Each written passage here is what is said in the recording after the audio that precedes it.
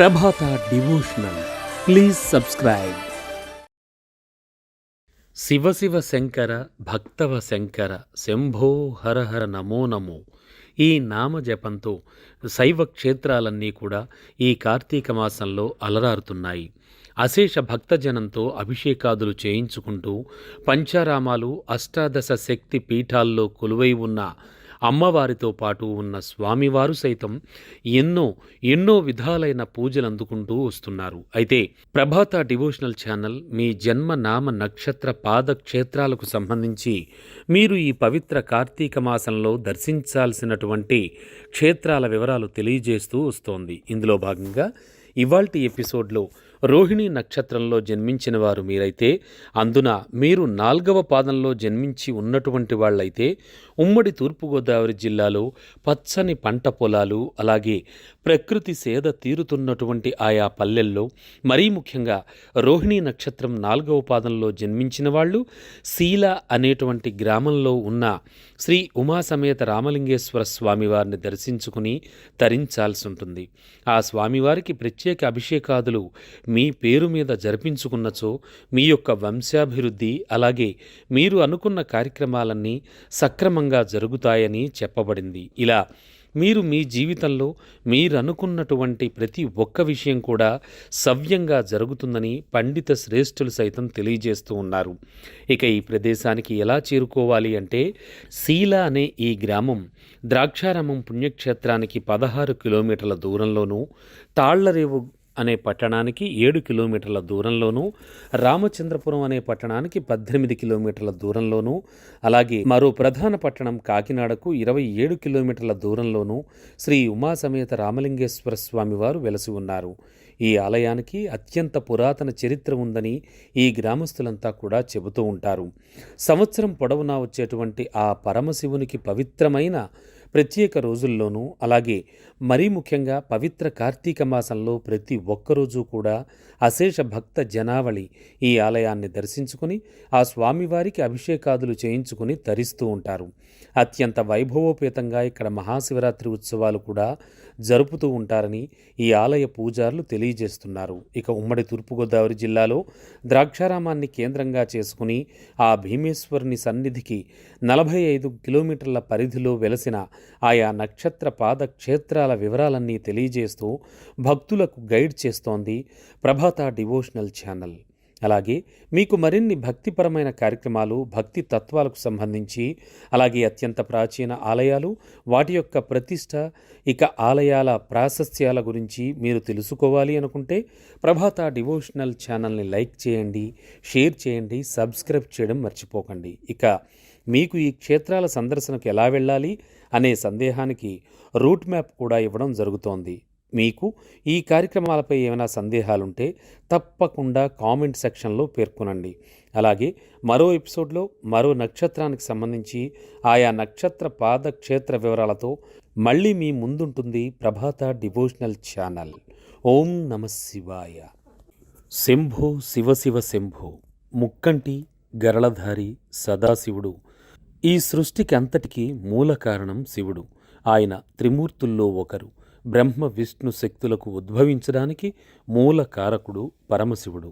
మహాకాలునిగా బ్రహ్మ విష్ణుతో సహా సమస్త సృష్టిని తనలో ఐక్యం చేసుకుని నూతన సృష్టిని ఉద్భవింపజేసిన వాడే మహాకాలుడు, ఆ సదాశివుడు. అనగా ఆది అంతం లేనివాడు.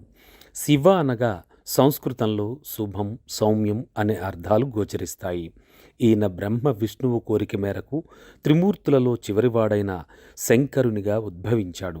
శివుడు హిందువులు పూజించే దేవుళ్లలో ప్రథముడు. శివుడు పశుపతిగాను, లింగ రూపంలో కూడా సింధు నాగరికత కాలానికే పూజలందుకున్నాడు. ఇక ఈ విషయాన్ని చరిత్ర, పురాణేతిహాసాలు స్పష్టం చేస్తూ ఉన్నాయి. ప్రభాత డివోషనల్ ఛానల్ అశేష భక్త జనావళికి భక్తిపరమైన అనేక కార్యక్రమాలు అందిస్తూ ముందుకు సాగుతోంది. మీరిస్తున్న ప్రోత్సాహం కూడా అత్యద్భుతంగా ఉంది. ఈ సహకారంతో, ఈ ప్రోద్బలంతోనే ప్రభాత డివోషనల్ ఛానల్ ముందుకు వెళుతోంది. కేవలం తెలుగు రాష్ట్రాల వ్యాప్తంగానే కాకుండా దాదాపుగా దేశవ్యాప్తంగా అలాగే ప్రపంచవ్యాప్తంగా ఉన్న మారుమూల కొలువై ఉన్నటువంటి అద్భుతమైన ఆలయాలు, అలాగే జనాదరణ, ముఖ్యంగా భక్త జనాదరణ నోచుకోలేని ఆలయాలకు సంబంధించి అనేకానేక వివరాల్ని, విషయాల్ని మీకు అందిస్తూ వస్తోంది.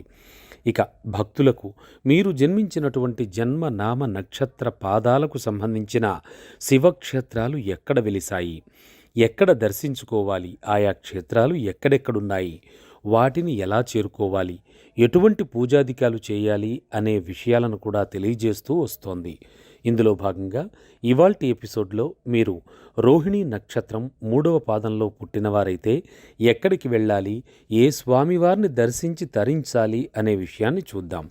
ఉమ్మడి తూర్పుగోదావరి జిల్లాలో ప్రధాన పట్టణమైన కాకినాడకు 27 కిలోమీటర్ల దూరంలో ఉన్నటువంటి అయితపూడి అనే గ్రామంలో వెలసిన శ్రీ అన్నపూర్ణ సమేత రామలింగేశ్వర స్వామి వారిని దర్శించుకోవాలి. రోహిణీ నక్షత్రం 3వ పాదంలో పుట్టిన వాళ్ళంతా కూడా సంవత్సరం పొడవునా ఆ దేవదేవునికి ఇష్టకరమైన ప్రీతికరమైనటువంటి మంచి రోజులలో ఇక్కడికి వచ్చి అభిషేకాదులు జరిపించుకుంటూ ఉంటారు.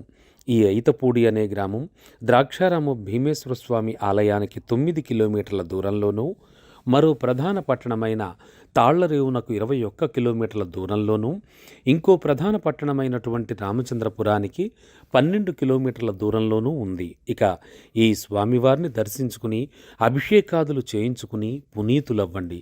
అలాగే మీకు పట్టిన గ్రహదోషాలు, మీకు కలిగే అశుభాలు ఇవేవీ కూడా మీ దరి చేరనీయకుండా శ్రీ అన్నపూర్ణ సమేత రామలింగేశ్వర స్వామివారు సదా మిమ్మల్ని కాపాడతారు. పైన పేర్కొన్న ఉమ్మడి తూర్పుగోదావరి జిల్లాలో ఉన్న ఆయా ప్రధాన పట్టణాల నుంచి ఆర్టీసీ బస్సు సౌకర్యం ఉంది. అలాగే ప్రైవేట్ వెహికల్స్లో కూడా వెళ్ళవచ్చు. అయితపూడి గ్రామంలో వెలసిన శ్రీ అన్నపూర్ణ సమేత రామలింగేశ్వర స్వామివారు అత్యంత అద్భుతోపేతంగా పూజలు అందుకుంటూ సమీప ప్రాంత గ్రామ ప్రజలకే కాకుండా చుట్టుపక్కల ఉన్న జిల్లాల నుంచి కూడా అశేష భక్తజనం వచ్చి స్వామివారిని దర్శించుకుంటూ ఉంటారు. ఇక ఇవాల్టి ఎపిసోడ్లో రోహిణీ నక్షత్రం 3వ పాదంలో జన్మించినటువంటి వాళ్ళు దర్శించుకోవాల్సిన శివక్షేత్రం గురించి విన్నాం కదా. ఆ తరువాత ఎపిసోడ్లో రోహిణీ నక్షత్రం 4వ పాదంలో జన్మించిన వాళ్ళు దర్శించుకోవాల్సిన క్షేత్రం వివరాలు చూద్దాం. శివ శివ శంభో శంకర, ఓం నమః శివాయ. ఓం నమః శివాయ. ఆ పరమశివుని ఆకృతిలో ఒక్కొక్క దానికి ఒక్కో అర్థం గోచరిస్తుంది. శివుని త్రిశూలం సత్వ రజ తమో గుణాలకు ప్రతిరూపంగా నిలుస్తుంది. ఢమరుకం శబ్ద బ్రహ్మ స్వరూపం. ఆయన శిరస్సును అలంకరించిన చంద్రవంక మనో నిగ్రహానికి, గంగాదేవి శాశ్వతత్వానికి ప్రతీక. ఆయన దేహంపై ఉన్నటువంటి సర్పాలు భగవంతుని జీవాత్మలుగాను, ధరించిన పులిచర్మం అహంకారాన్ని త్యజించమని, ఆసీనంపైన పులిచర్మం కోరికలకు దూరంగా ఉండమని, భస్మం పరిశుద్ధతను సూచిస్తూ ఉంటాయి. ఆయన పట్టుకున్న 4 జింక కాళ్ళు చతుర్వేదాలకు, నందీశ్వరుడు సత్సాంగత్యానికి, నంది ధర్మదేవతకు, ఇక 3వ నేత్రం జ్ఞానానికి సూచిక.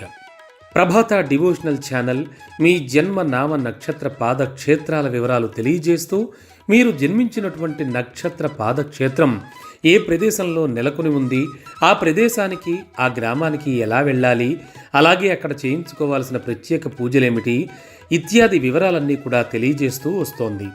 ఇక ఇవాల్టి ఎపిసోడ్లో మనం రోహిణీ నక్షత్రం 2వ పాదంలో జన్మించినటువంటి వాళ్ళు దర్శించుకోవాల్సిన ప్రముఖ శైవక్షేత్రం ఏది, ఆ శైవక్షేత్రానికి ఎలా వెళ్ళాలి అనేటువంటి వివరాలన్నీ చూద్దాం. ఉమ్మడి తూర్పుగోదావరి జిల్లాలో ఒక ప్రధాన పట్టణమైన, అలాగే మండల కేంద్రంగా అలరారుతోన్న కాజులూరు అనేటువంటి పట్టణంలో వెలసి ఉన్నటువంటి శ్రీ సర్వమంగళ సమేత అగస్తేశ్వర స్వామివారిని దర్శించుకుని పునీతులవ్వండి. మీరు రోహిణీ నక్షత్రం 2వ పాదంలో జన్మించిన వారైతే కాజులూరు పట్టణంలో వెలసిన శ్రీ సర్వమంగళ సమేత అగస్తేశ్వర స్వామివారిని దర్శించుకుని పూజాధికాలు, అలాగే అభిషేకాదులు చేయించుకుని తరించాల్సి ఉంటుంది.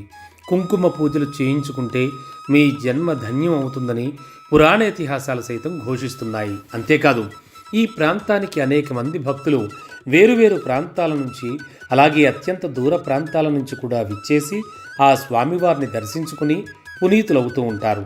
అత్యంత పురాతనమైనటువంటి ఈ పట్టణానికి అంటే కాజులూరు పట్టణానికి కూడా అత్యంత పురాతనమైన చరిత్రే ఉంది. అలాగే ఇక్కడ వెలిసిన స్వయంభూగా ఉన్నటువంటి శ్రీ సర్వమంగళ సమేత అగస్తేశ్వర స్వామివారు ఒక పుట్టపై వెలిశారు అని కూడా నానుడి. అత్యంత శోభాయమానంగా ఆయన వెలుగొందుతూ భక్తులను తన కరుణ కటాక్ష వీక్షణాలతో ఆశీర్వదిస్తూ ఉన్నారు. ఇక ఈ స్వామివారిని చేరుకోవడానికి అంటే శ్రీ సర్వమంగళ సమేత అగస్తేశ్వర స్వామివారు వెలసియున్న కాదులూరు పట్టణానికి చేరుకోవడానికి ద్రాక్షారామం నుంచి 16 కిలోమీటర్ల దూరం, అలాగే మరో ప్రముఖ పట్టణమైన తాళ్లరేవు నుంచి 8 కిలోమీటర్లు, మరో ప్రధాన పట్టణమైన రామచంద్రపురం నుంచి 19 కిలోమీటర్లు, అలాగే ఉమ్మడి తూర్పుగోదావరి జిల్లాలో మరో ప్రధాన పట్టణమైన కాకినాడ నుంచి 26 కిలోమీటర్ల దూరంలోనూ ఉంది. ఇక ఈ కాజులూరు పట్టణానికి బస్సు సౌకర్యం కూడా ఉంది. నిత్యం రద్దీగా ఉండేటువంటి ఈ ప్రధాన పట్టణం కాజులూరుకు అనేక మంది భక్తులు నిత్యం చేరుకొని అలాగే సంవత్సరం పొడవునా కూడా ఆ విభునికి ఎంతో అత్యంత ప్రీతికరమైన ప్రత్యేక రోజుల్లో మరీ ముఖ్యంగా పవిత్ర కార్తీక మాసంలోని ప్రతిరోజు అశేష భక్త జనవాహిని దర్శనం చేసుకుంటూ ఉంటారు. స్వయంభూగా వెలసినటువంటి శ్రీ సర్వమంగళ సమేత అగస్తేశ్వర స్వామివారిని దర్శించుకొని తాము కోరిన కోర్కెలు తీర్చే దేవునిగా వాళ్ళు మొక్కుకుంటూ ఉంటారు. ఆ స్వామివారిని కొలుస్తూ ఉంటారు. మీరు రోహిణి నక్షత్రం 2వ పాదంలో జన్మించిన వారైతే శ్రీ సర్వమంగళ సమేత అగస్తేశ్వర స్వామివారిని ఉమ్మడి తూర్పుగోదావరి జిల్లాలో ఉన్న ప్రధాన పట్టణమైన కాజులూరు వెళ్ళి మీరు దర్శించుకొని మీ జన్మను చరితార్థం చేసుకోండి. ప్రభాత డివోషనల్ ఛానల్ మీ నక్షత్ర పాద క్షేత్రాలకు సంబంధించిన వివరాలు మీకు తెలియజేస్తూ వస్తోంది. ఇక మా ఛానల్ని సబ్స్క్రైబ్ చేసుకుని షేర్ చేసి లైక్ చేయండి. అలాగే కామెంట్ బాక్స్లో మీకు ఏదైనా సందేహం ఉంటే తెలియజేయండి. ఓం నమః శివాయ. హరహర మహాదేవ శంభో శంకర. ఆ కైలాసనాథుణ్ణి, ఆ పార్వతీ విభుణ్ణి దేశవ్యాప్తంగానే కాకుండా ప్రపంచవ్యాప్తంగా వెలసిన దేవాలయాల్లో భక్తజనులు అశేషంగా దర్శించి తరిస్తూ ఉంటారు. మరీ ముఖ్యంగా పవిత్ర కార్తీక మాసంలో ఆ దేవదేవుణ్ణి అత్యంత భక్తి శ్రద్ధలతో కొలుస్తూ ఎన్నో రకాల పూజలతో వాళ్ళంతా కూడా ఆ దేవదేవుని వేడుకుంటూ ఉంటారు. ప్రభాత డివోషనల్ ఛానల్ మీ జన్మ నామ నక్షత్ర పాద క్షేత్రాల వివరాలు తెలియజేస్తూ ప్రతి ఎపిసోడ్లో కూడా ఆ వివరాలు అందిస్తూ వస్తోంది. ఇందులో భాగంగా ఇవాల్టి ఎపిసోడ్లో మీరు రోహిణీ నక్షత్రం 1వ పాదంలో జన్మించిన వారైతే ఏ క్షేత్రంలో ఉన్నటువంటి ఆ స్వామివారిని దర్శించుకోవాలి, ఆ పరమశివుడికి ఎటువంటి పూజలు చేయాలి, అలాగే అక్కడున్నటువంటి జగన్మాతకు ఎటువంటి పూజాధికాలు నిర్వహించాలి, అసలు ఆ ప్రాంతానికి ఆ ఆలయానికి ఎలా చేరుకోవాలి, ఈ వివరాలన్నీ కూడా ఇప్పుడు చూద్దాం. ఉమ్మడి తూర్పుగోదావరి జిల్లాలో ఉన్న తనుమళ్ళ అనేటువంటి గ్రామంలో వెలసిన శ్రీ పార్వతీ సమేత నీలకంఠేశ్వర స్వామి వారి ఆలయం అత్యంత శోభాయమానంగా అలరారుతూ ఉంటుంది. ఇక ఈ ఆలయంలో స్వామివారు స్వయంభూగా కొలువై ఉన్నట్లు ఇక్కడి ప్రజలంతా కూడా చెబుతూ ఉంటారు. చుట్టూ పచ్చని చేలతో చక్కని చెట్లతో అలరారుతోన్న ఈ తనుమళ్ళ గ్రామంలో వెలసిన శ్రీ పార్వతీ సమేత నీలకంఠేశ్వర స్వామివారికి ప్రతి పర్వదినాన అలాగే శివరాత్రి వంటి మహాపర్వదినాల్లో సైతం భక్తులు పోటెత్తుతూ ఉంటారు. ఇక పవిత్ర కార్తీక మాసం సంగతైతే చెప్పనవసరం లేదు. అందున కార్తీక సోమవారం రోజు ఉపవాసాలు ఉండి మరి ఈ స్వామివారిని దర్శించుకొని తరిస్తూ ఉంటారు ఇక్కడి భక్తులు. కేవలం ఈ గ్రామం చుట్టుపక్కల ఉన్న ప్రజలే కాకుండా దూర ప్రాంతాల నుంచి సైతం ఈ తనుమళ్ళ గ్రామంలో వేంచేసి ఉన్నటువంటి శ్రీ పార్వతీ సమేత నీలకంఠేశ్వర స్వామి వారిని దర్శించి తరిస్తూ ఉంటారు. భక్తులకు తమ జన్మ నామ నక్షత్ర పాద క్షేత్రాల సందర్శనం కోసం ఆయా ప్రాంతాలకు ఎలా చేరుకోవాలి అనేటువంటి విషయంలో ప్రభాత డివోషనల్ ఛానల్ టీం స్వయంగా అక్కడికి వెళ్ళి ఆయా గ్రామాల్లో వెలసినటువంటి ఆ స్వామివారి యొక్క దివ్య లింగాకృతిని మీకందరికీ చూపిస్తూ అసలు ఆ క్షేత్రానికి ఎలా చేరుకోవాలో కూడా తెలియజేస్తూ వస్తోంది. మీరు రోహిణి నక్షత్రం 1వ పాదంలో జన్మించిన వారైతే మీరు ఎంతటి దూర ప్రాంతంలో ఉన్నా ఈ తనుమళ్ళ అనేటువంటి గ్రామానికి చేరుకుని శ్రీ పార్వతీ సమేత నీలకంఠేశ్వర స్వామి వారికి అభిషేకం చేయించుకుని జన్మ తరింప చేసుకోవచ్చు. అంతేకాదు అక్కడే వెలసిన జగన్మాత అయిన పార్వతీమాతకు కూడా కుంకుమ పూజ చేయించుకుంటే మంచిదని పండిత శ్రేష్ఠులు చెబుతున్నారు.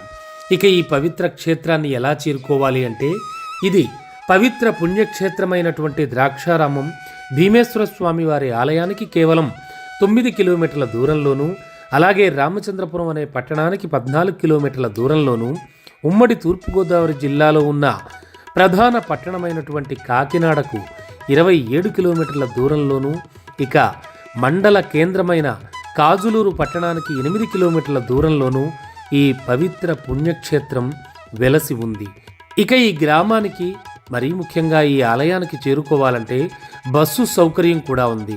అంతేకాదు ప్రైవేటు వాహనాల్లో సైతం మీరంతా అక్కడికి వెళ్ళవచ్చు. అలాగే ఈ పుణ్యక్షేత్రానికి చేరుకుని మీరు రోహిణీ నక్షత్రం 1వ పాదంలో జన్మించిన వారైతే శ్రీ పార్వతీ సమేత నీలకంఠేశ్వర స్వామి వారిని దర్శించుకుని తరించండి.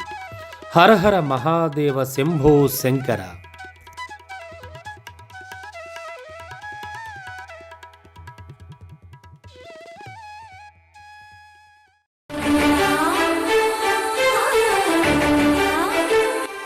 Sunpost Prabhata Devotional. Please subscribe.